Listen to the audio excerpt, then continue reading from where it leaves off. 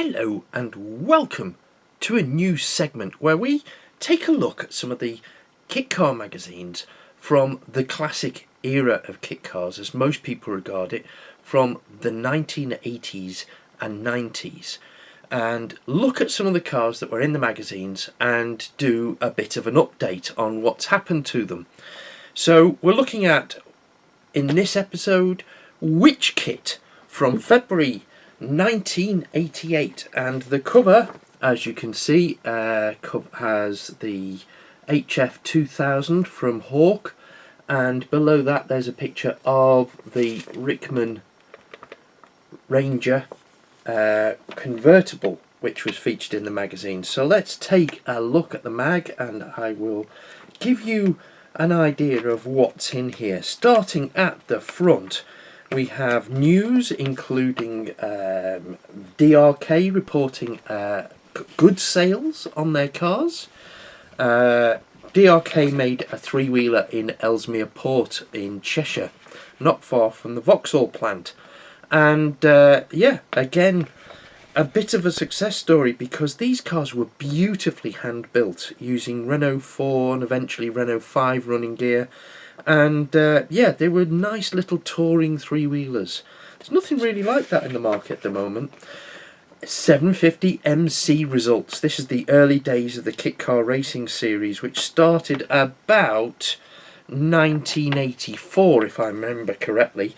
And once again, the cars that are up there or thereabouts, Lee Noble in the kit deal Ultima. Now this was an Ultima Mark II, if I remember correctly, and he just blitzed everything. He had a Renault V6 and blitzed everything when he came on the scenes. But once again, other cars were, you know, there or thereabouts. Shapecraft built a glorious Lotus 15 replica, like a bigger Lotus 11, and they were, you know, Vivian Ayres came second in the championship behind Lee Noble.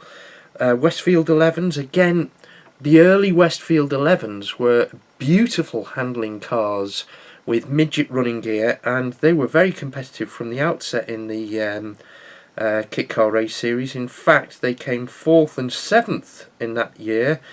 The 8th came a Silver Leader of Mike Gallery.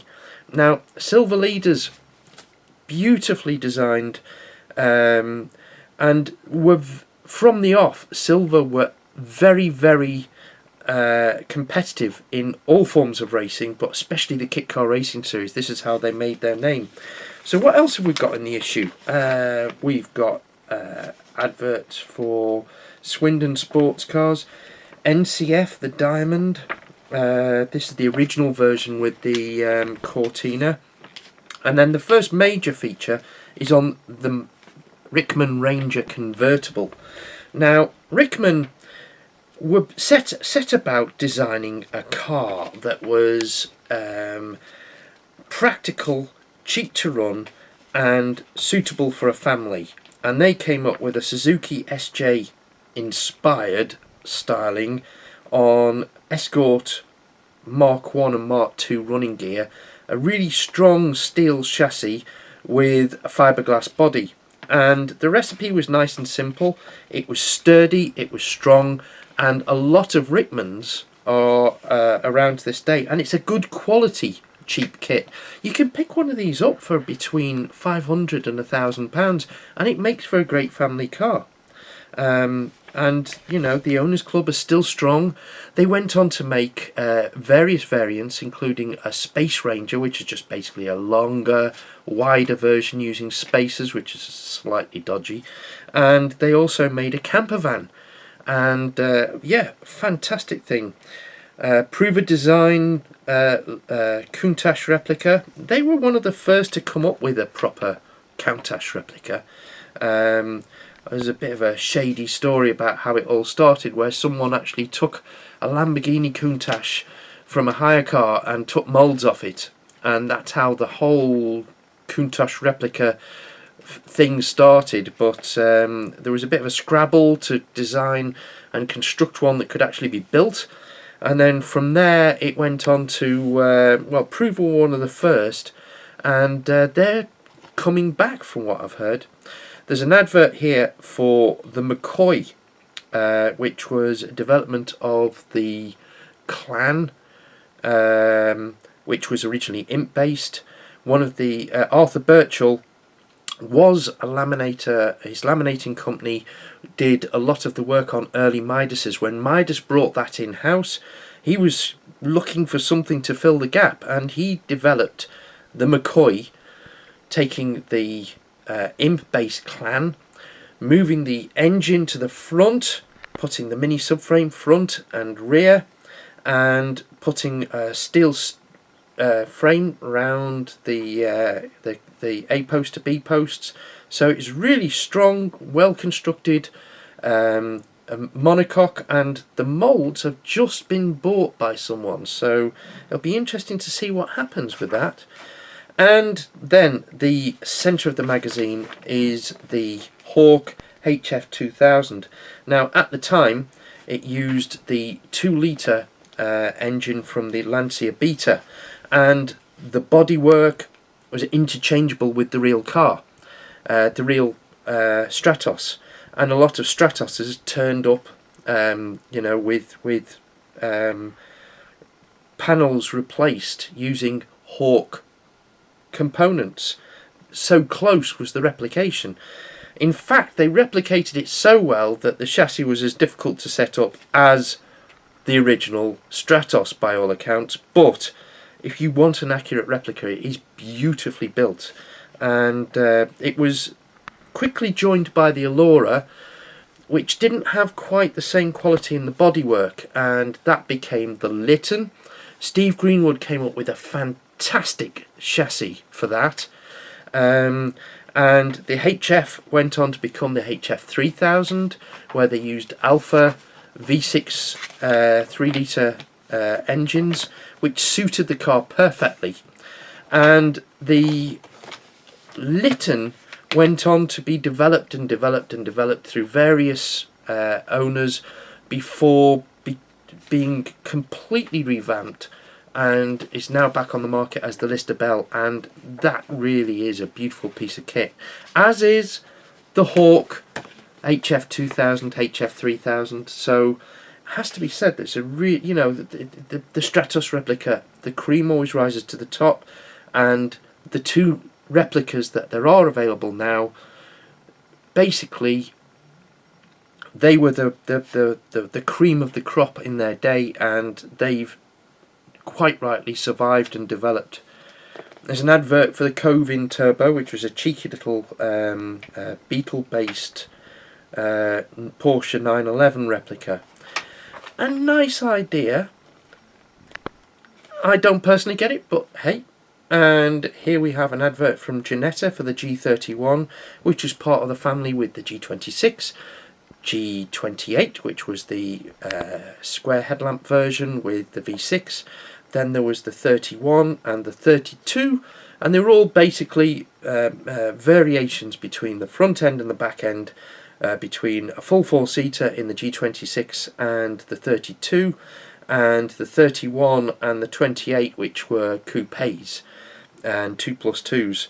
But again, Ginetta, can't fault the quality, and they overlap slightly with Quantum, who came along and did their saloon, which basically picked up the baton and took the quality another step forward. GTM with the original Rossa and the coupe, and they went on to develop again. The Rossa became the Rossa Mark II, the Rossa K3, which had the Rover Metro 16 valve engine, and then they went on to create the completely new Libra, which again, one of the classics. So there's a lineage, but the original coupe, designed back in 1967, if I remember correctly, the Cox GTM, is now available again as the Hambly coupe. So it would be nice to see that do quite well.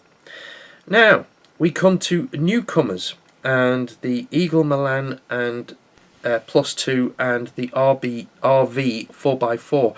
When Rob Budd took over Eagle, he basically inherited what should have been a beautiful range of cars, and he developed them until they really did improve. The RV was a Jeep Wrangler replica with moulds taken off it in America, where it was marketed as the Rhino, and it was Beetle based back then.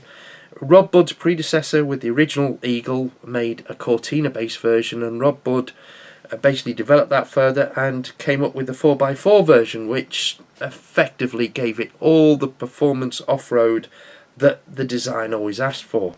But the intriguing car here is the Milan 2 Plus. Now, the original Plus 2 was a development of the Eagle SS, which is the development of the Cimbria SS, which was a Beetle-based development of the Sterling, which is development of the Nova. So you could see that you know, there was a certain amount of plagiarism and development that went on around that in the 70s. And then when Rob Budd took over, he did this project with an agent that he had. I've forgotten where it is. Yeah, it looks like in Germany. Yep, their German agent. And they came up with this Milan 2 Plus with bodywork by Shapecraft, who did the Lotus 15 and did work on the Ultima Mark III with Lee Noble. And it came up with an interesting looking car. I wouldn't call it beautiful, but it's certainly purposeful, as you'll be able to see in the pictures. But it disappeared without a trace, and that's a pity really, because it, you know, the industry was developing then, it was moving up market, and that's the sort of car that would have done quite well with Sierra running gear. It could have had a future, but then, you know, that's the way it goes. Another Countach replica, the V12 GB500S. As with all Countach's, extremely difficult to build. An advert for the AF Sport, an interesting vehicle in itself, designed by or created by Dave Pepper, who was in Zieg Zieg Sputnik, if you remember those from the 80s. So that was quite a nice quality car. Deserved to do better. There's a Project Lomax, which is their build project. Now there's a three-wheeler with a story behind it, and 2CV based. They've still got a nice following. Let's see, what else have we got? The JPR Wildcat V8. This is one of two E-Type lookalikes. This was a slightly looser replica, using Cortina running gear. Not quite as well built as the Challenger. Now, the Challenger was a really good close copy of the Mark 1 E-Type. And the Wildcat, they put V8s in them, but it was always second tier, if you like, to the Triple C. And you can see in the pictures that the door doesn't quite align properly with the rest of the bodywork. I'm sure that could be adjusted, but a Cortina based Jag doesn't really work for me, and that probably explains why there weren't huge sales. But yeah, an advert for the Pamlico. Now they again have got a good following. It was well designed and built by Domino Cars, which was Fibre Fab, if I remember correctly, and they were really well known in the kit car industry for the quality of their GRP. And the Pamlico was a really beautiful update by Richard Oakes of the Mini, and it was basically a mini reshell and a GRP monocoque at that, which meant that it couldn't rust. So these things are quite sought after, and I saw a couple that were out in Holland when I did my last road trip to Sweden. We've got an advert here for the JC Midge, which you built from plans. Now, John Copperthwaite was well known for his Moss range, starting with the Mulvan and the Roadster, and then they did the Mamba, And then eventually he moved on to create JC, named after himself, John Copperthwaite. And the Midge was a plan-built car based originally on the Triumph Herald. Then he did a ladder frame chassis to take escort running gear, and they survive. You still see a few of these driving around, and it's always lovely to see, because there's an awful lot that goes into building a JC Midge, and anybody that's built one deserves a lot of praise. And here we go, a Fugitive. Now there's a bit of plagiarism story behind this one, reputedly. I don't know if it's true or not, but Kingfisher came out with a frame inspired by the Baja frames that were racing in America, and UVA came out with their version, which, shall we say, it looked very similar to the Kingfisher Customs version, but the Fugitive version sold in bigger numbers, and the UVA derivatives went on to include a 4-seater, which again was logical if you think about it, and this is a feature on the 4-seater version.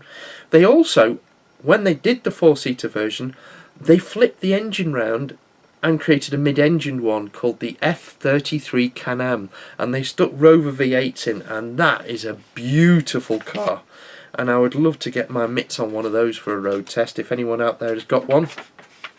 And there's also an advert of another UVA car, which is the M6 GTR, which was developed from the Montage, which was made in America, and you'd have seen in Hardcastle and McCormick. It's a beautiful replica of the McLaren M6 GT, and so the GTR used a GRP monocoque, replacing the Beetle running gear from the Montage, and mid-engine Rover V8s. They only sold a handful of these things, and they're all really, really rare.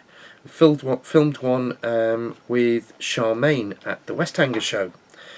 And news from the clubs, and that's pretty well it, really. But interesting period. And an advert for the Triple C Challenger, which features a lady in a bikini. Yeah, say no more. Those were the days when you could get away with stuff like that. Right, and at the very back, an advert for the Dutton Ligera.